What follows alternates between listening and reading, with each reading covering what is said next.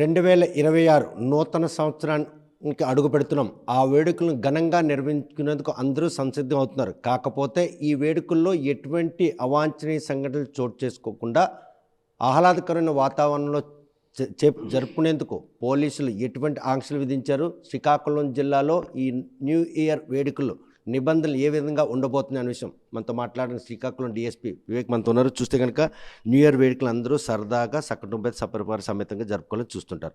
ఆ కొత్త సంవత్సరాన్ని అలా స్వాగతిస్తారు. కానీ ఇటువంటి సంబరాల్లో కొన్ని గత అనుభవాల దృష్టిలో చూసుకుంటే కనుక అవాంఛనీయ సంఘటనలు ఏవీ లేకుండా ఉండడానికి వారికి ఎటువంటి హెచ్చరిక జారీ? ముందుగా 2025 సంవత్సరంలో శ్రీకాకుళం ప్రజలు మా పోలీస్ డిపార్ట్మెంట్కి ఎంతో సహకరించారు. క్రైమ్ రేట్ తగ్గింది. చాలా వారు ఇచ్చిన సపోర్ట్కి వారికి ప్రత్యేక ధన్యవాదాలు తెలియజేస్తున్నాను. అలాగే రాబోయే నూతన సంవత్సర శుభాకాంక్షలు కూడా మా శ్రీకాకుళం ప్రజలందరూ కూడా తెలియజేస్తున్నాం. ముఖ్యంగా ఏంటంటే కొత్త సంవత్సరం అనేది అందరికీ ఒక వేడుక అనేది మనం సాంప్రదాయంగా ఎప్పటి నుంచి జరుగుతుంది. కొత్త సంవత్సరంలో ముఖ్యంగా మా డిపార్ట్మెంట్ తరఫు నుంచి మా తరఫు నుంచి రిక్వెస్ట్ ఏంటంటే ఈ వేడుకలు ఆనందంగా చేసుకోవాలి కుటుంబ సభ్యులతో. మా రిక్వెస్ట్ అందరూ ఇంట్లో మీ కుటుంబ సభ్యులతో, మీ పిల్లలతో, మీ ఇళ్ళ దగ్గర, మీ అపార్ట్మెంట్లోనూ, మీ వీధిలో చేసుకుంటే ఎటువంటి అవాంఛనీయ సంఘటనలు జరగవు. చక్కగా చేసుకుని సంతోషంగా ఉండాలి. కొత్త సంవత్సరంలో అందరూ సంతోషంగా ఉండాలన్నది మా కోరిక. ఎవరైనా ఈవెంట్స్ ఆర్గనైజ్ చేయడం అంటే జరిగితే పోలీస్ పర్మిషన్ లేకుండా ఈవెంట్స్ ఆర్గనైజ్ చేస్తే తప్పకుండా కఠిన చర్యలు తీసుకోవడం జరుగుతుంది. అలాగే ఎవరైనా ఈ యొక్క నూతన సంవత్సర ఉత్సాహంలో మద్యం సేవించి బళ్ళు గన నడిపితే వారి మీద ఇమీడియట్గా బళ్ళు సీజ్ చేస్తాము. వారి మీద కేసు కూడా బుక్ చేయడం జరుగుతుంది.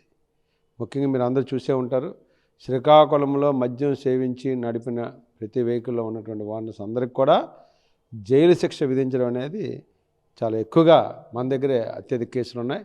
ఫైన్ కూడా వేలాది రూపాయలు వేయడం జరుగుతుంది. కాబట్టి కొత్త సంవత్సరంలో ఈ జైలు శిక్షలు, ఈ ఫైన్లు కట్టడం అనేది తగ్గించుకోవడానికి మా రిక్వెస్ట్ ఏంటంటే డ్రంక్ అండ్ డ్రైవ్ అనేది పూర్తిగా నిషేధించబడింది. మేము శ్రీకాకుళంలో అన్ని జంక్షన్లో కూడా vehicle checking, drunk and drive checking అనేది కంటిన్యూగా చేస్తాము.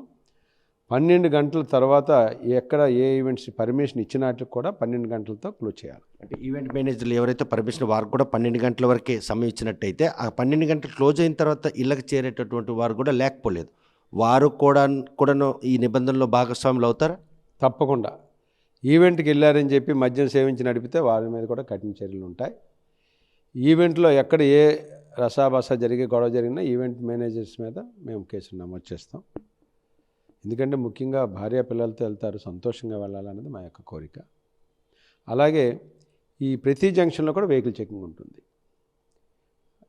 1 గంట తర్వాత ఎవరు కూడా రోడ్ల మీద తిరగడానికి మేము అలౌ చేయము. 12 గంటల ఈవెంట్ అయిపోతే ఆ 1 అవర్ బార్ ఉంటుంది, వాళ్ళు ఇంటికి వెళ్ళడానికి ఆటలకి మేము అలౌ చేస్తాము విత్ ప్రాపర్ చెకింగ్.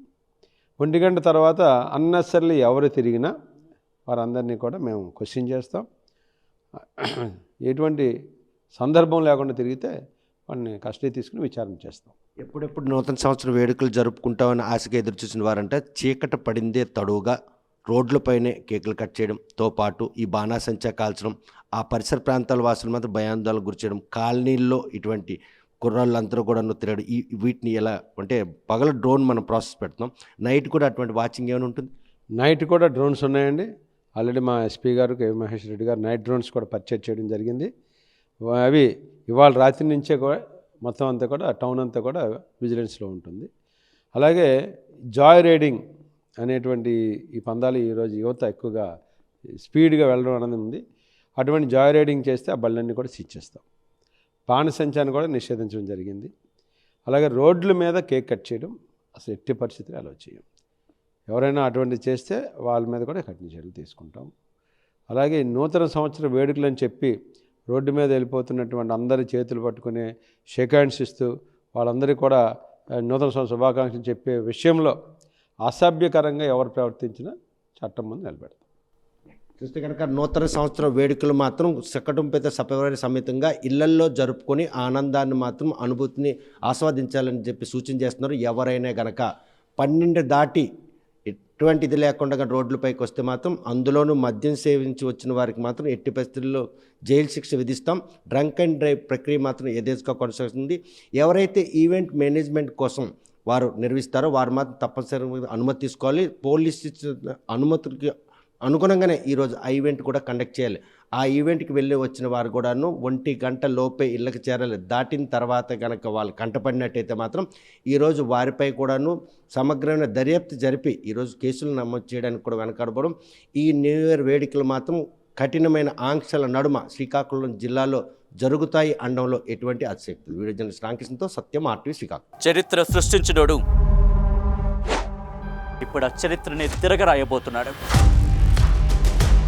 అబద్ధాల గోడల్ని బద్దలు కొట్టి నిజాలను రాగా మీ ముందుంచబోతున్నాడు. నిజమైన వార్తల కోసం వెంటనే డౌన్లోడ్ చేసుకోండి రా యాప్ని.